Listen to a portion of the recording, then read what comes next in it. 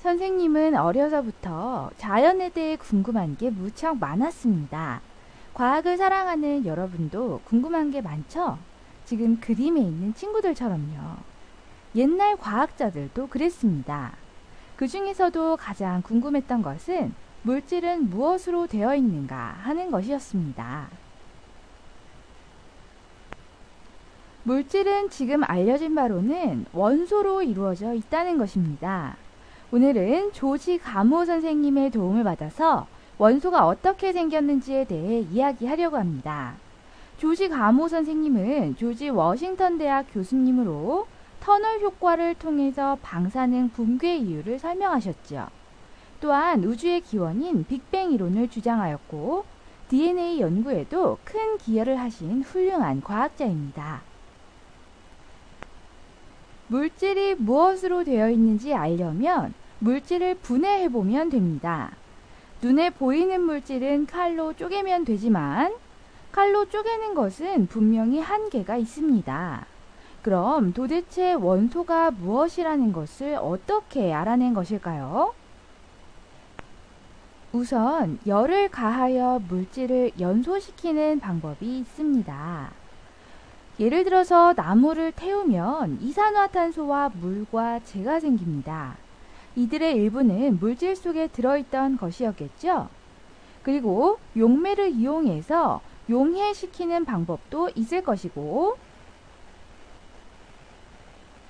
수용액을 만들고 전류를 흘려보내서 물질을 분리해내는 전기 분해의 방법이 있습니다. 또 다른 방법으로는 그림에 나와 있는 스펙트럼으로 분석해보는 분광 분석법이 있죠.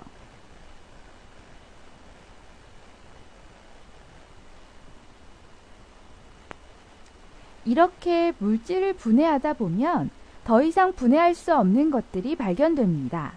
이렇게 모든 물질을 구성하는 가장 기본적인 요소를 화학 원소 또는 간단히 원소라고 합니다.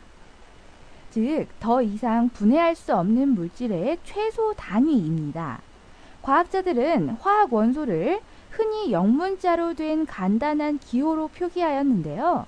이것을 원소 기호라고 합니다. 화학자들이 찾아낸 원소 중에는 오랜 옛날부터 인류와 친숙했던 것들이 있습니다. 몇 가지만 살펴보도록 할게요.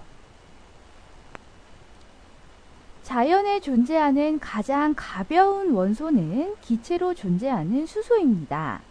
영국의 화학자 캐번디시가 금속과 산성 용액을 반응시키면 나오는 수소를 발견하였죠. 산소하고 결합해서 물을 생성하기 때문에 수소, 하이드로젠이라는 이름을 갖게 되었습니다. 두 번째로 가벼운 원소도 기체로 존재하는 헬륨입니다. 영국의 천문학자 로키어가 일식대 태양 스펙트럼 속에서 발견했죠. 공기보다 가볍고 안전해서 놀이동산 풍선에 이용합니다. 우리가 입으로 아무리 불어도 풍선은 뜨지 않죠? 이렇게 놀이동산 풍선처럼 하늘로 둥둥 떠있는 풍선에는 헬륨이 들어있습니다. 탄소는 자연에서 덩어리로 산출됩니다. 같은 탄소로 이루어져 있는데 다이아몬드, 흑연, 석탄은 형태가 모두 다릅니다. 이러한 물질들을 동소체라고 하죠. 수백만 개의 탄소 화합물을 구성하고 고분자 화합물을 형성해서 생명체의 몸을 구성하는 가장 중요한 원소입니다. 철은 단단해서 농기구나 무기로 사용을 하면서 철기 시대를 열어준 중요한 물질이었지요. 지구상의 철광석의 형태로 널리 분포되어 있지만 높은 온도에서 녹여야 했기 때문에 사용 시기가 조금 늦어졌어요. 구리는 구리와 주석이 섞인 청동의 형태로 발견이 됩니다. 광석에서 녹여내어 사용하면서 청동기 시대를 열어주었지요. 요즘에는 전선이나 파이프에 많이 사용합니다. 자, 또 다른 원소, 금은 너무 안정해서 다른 물질과 결합하지 않은 순수한 형태로 발견됩니다. 발견하기도 쉽고 가공도 쉬운 데다가 광택과 색이 예뻐서 장신구로 사용하기 시작했지요. 요즘에는 반도체 소자의 접점으로 사용되는 아주 중요한 원소이지요. 과학자들이 자연에서 찾아낸 원소는 90여 종이나 됩니다. 그 대부분은 갖가지 분해 방법을 이용해서 물질로부터 분리해낸 것입니다. 원소를 질량과 화학적 성질에 따라서 이렇게 배열해 놓은 표를 주기율표라고 합니다. 이렇게 순서대로 번호를 붙이고요. 이것을 원자 번호라고 하죠. 주기율표를 보면 비슷한 성질을 갖는 원소를 한눈에 알아볼 수 있습니다. 주기율표상에서 같은 열에 있는 이러한 원소들은 화학적 성질이 굉장히 비슷합니다. 주기율표는 자연계에 존재하는 모든 원소를 찾아내는데 크게 도움이 되었습니다. 그럼 원소는 무엇이고 원자는 무엇인가요? 거의 비슷한 의미이기는 하지만 엄밀하게는 약간 다릅니다. 원소는 물질을 구성하는 기본 요소, 성분을 의미합니다. 물론 원소는 하나의 원자로 구성되지만 전체로 보는 것이고요. 입자라는 개념은 없습니다. 하지만 원자는 물질을 이루는 하나하나의 입자를 이야기합니다. 모래 한 무더기를 원소라고 하면 이 원소를 구성하는 모래 하나를 원자라고 할 수 있겠죠.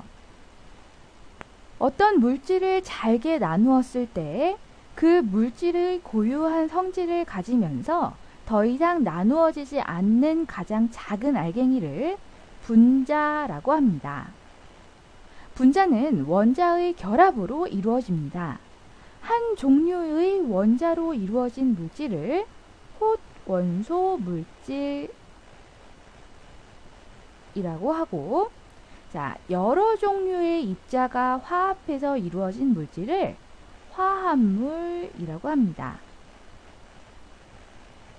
산소 기체는 산소 원자 2개, 오존은 산소 원자 3개로 이루어진 혼원소 물질이고요.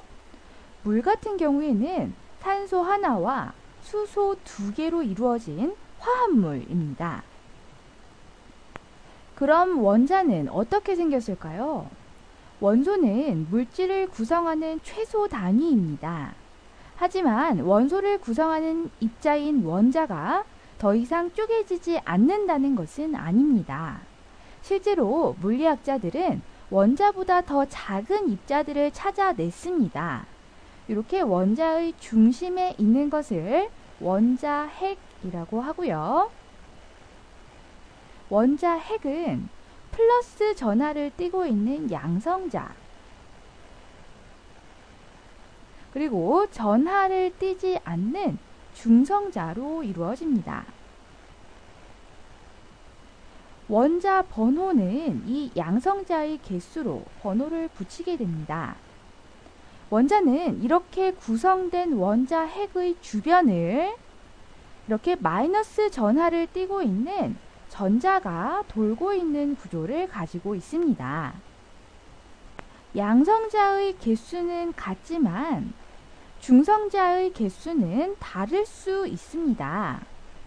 이러한 원소들을 동위원소라고 합니다.